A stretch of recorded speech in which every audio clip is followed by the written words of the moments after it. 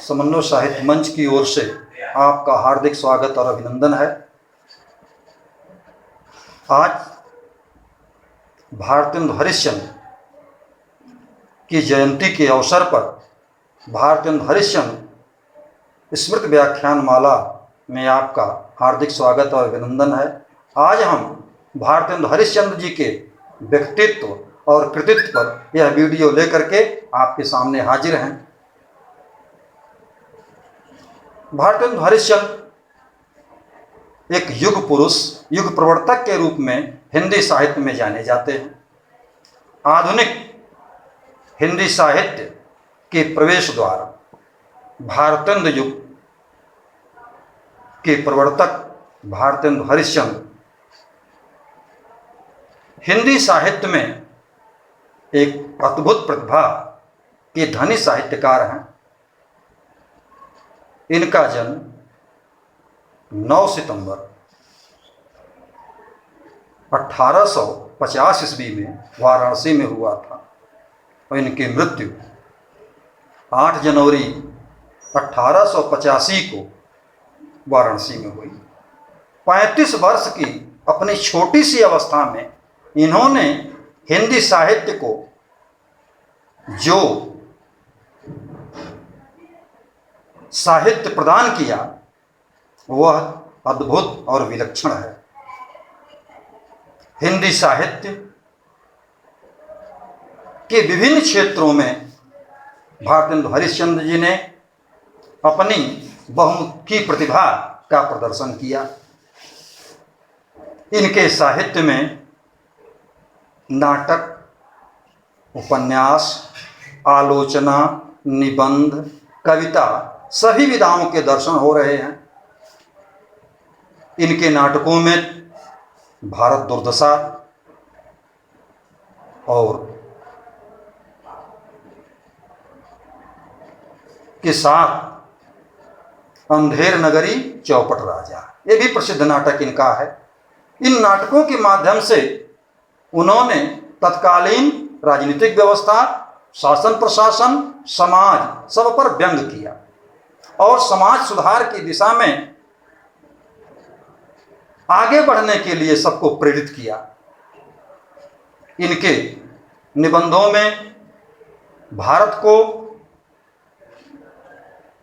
ज्ञान की दिशा में आगे बढ़ने और अंधविश्वास, कुरीत, रूढ़, पाखंड पर करारा व्यंग किया गया है। इन्होंने नाटक नामक एक निबंध लिख करके तत्कालीन साहित्य में आलोचना की पद्धति की शुरुआत की। इन्होंने उपन्यास लिखने की भी कोशिश की लेकिन पूरी तरीके से नहीं लिख पाए, बल्कि इन्होंने दुख भी व्यक्त किया कि आज के समय में उपन्यास नहीं लिखे जा रहे हैं। भारतेंदु जी का काव्य राष्ट्रीय चेतना का काव्य है। भारतेंदु का उदय उस समय हुआ था जब देश अंग्रेजों का गुलाम था। भारत माता परतंत्रता की बेड़ियों में जकड़ी हुई थी। उन परिस्थितियों में भारतेंदु हरिश्चंद्र जी ने साहित्य के माध्यम से लोगों में राष्ट्रीय चेतना विकसित करने का प्रयास किया। भारतेंदु हरिश्चंद्र जी ने जब लेखनी उठाई उस समय तक 1857 की क्रांति हो चुकी थी। उसके अवशेष कहीं कहीं पर बचे हुए थे, लेकिन इस क्रांति ने पूरे देश में अंग्रेजों के विरुद्ध जागरूकता और क्रांति जागृत करने का काम किया। भारतेंदु हरिश्चंद्र जी ने तत्कालीन अंग्रेजों पर कटाक्ष किया। उस समय के साहित्य में राज भक्ति और राष्ट्र भक्ति में अंतर बहुत स्पष्ट नहीं था। अंग्रेजों की कहीं कहीं पर इनके काव्य में प्रशंसा की गई है, लेकिन इसका यह मतलब नहीं है कि इन्होंने राष्ट्रीय चेतना को खारिज किया। कहीं पर भी किसी भी बिंदु पर भारतेंदु हरिश्चंद्र रहे, लेकिन वहां पर इन्होंने राष्ट्रीय चेतना को नहीं छोड़ा। इन्होंने अपने काव्य में लिखा कि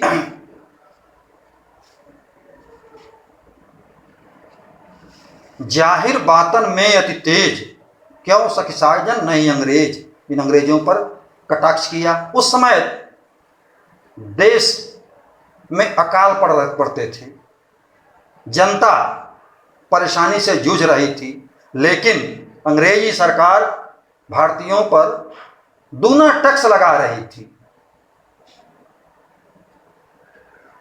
अंधेर नगरी में चूरन वाला गीत गाता है कि चूरन साहब लोग जो खाते, हम पर दूना टैक्स लगाते। तो ये अकाल, महंगाई, टैक्स, ये सब से जनता त्रस्त थी। इनके काव्य में सामाजिक विमर्श भी दिखलाई पड़ता था।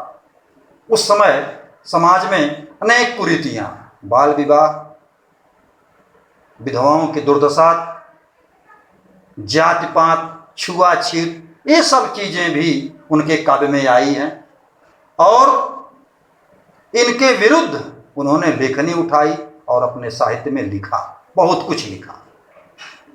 बनारस की दुर्दशा पर उन्होंने लिखा कि देखी तुम्हारी काशी, जहां विराजे भोले बाबा विश्वेश्वर अविनाशी। आधा काशी भाड़ राड़, आधा बेविश्वासी। तो यहाँ के लोगों के बारे में उन्होंने बहुत कुछ लिखा। यहाँ के लोगों के बारे में देखा करीब से और उसके बारे में उन्होंने लिखा भी।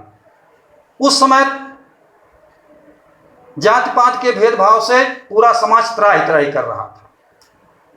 उन्होंने लिखा कि भारत दुर्दशा में, कि भारत दुर्दशा का कारण क्या है। भारत दुर्दशा का कारण था जाति पात।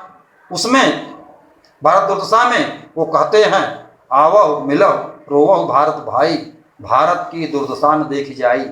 ये भारत दुर्दशा क्यों थी, उसका कारण भी उसमें बताया गया है कि जो भारत दुर्दशा के पात्र है वो कहता है कि जाति अनेकन करी ऊंचे और नीच बनाए, विधवा पुनर्विवाह रोग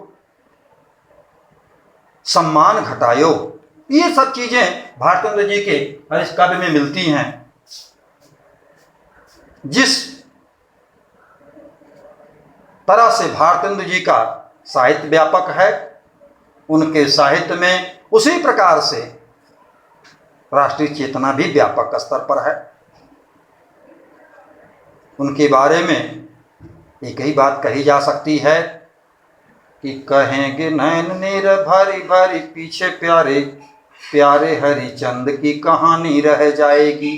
इनका नाम हरिश्चंद्र था, लेकिन समाज के दबे कुचले शोषित लोगों के बीच रह करके इन्होंने अपने नाम को ही घिस कर हरिश्चंद्र बना दिया। ये उनकी बहुत बड़ी साधना थी। धन्यवाद।